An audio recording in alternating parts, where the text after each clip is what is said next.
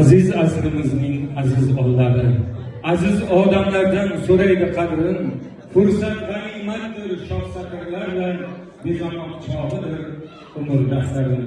Avvalambor assalomu alaykum. Mana shunday umr daftarini bezashga, birgalikda bezashga kelgan aziz mehmonlar, bu yerda uzoq umr ko'rganlar o'tiribdi, bu yerda kitob o'qiganlar, kitob ko'rganlar o'tiribdi, lekin Abdulla hoji otamiz azboroyi adabiyotga ishqibozligidan, azboroyi san'atga ixlosmandligidan Mirzo bolam san chiqib biror narsa degin deyishgandan keyin mana shunday katta anjumanni, mana shunday bir serfayz shodiyonani ochib berish uchun menga so'z berilganligidan bag'oyat xursandman. Ilohim hoji ota 100 yillik yubileylaringizga ham kelib davrani boshqarib berishlik, davrani boshlab berishlik nasib qilsin.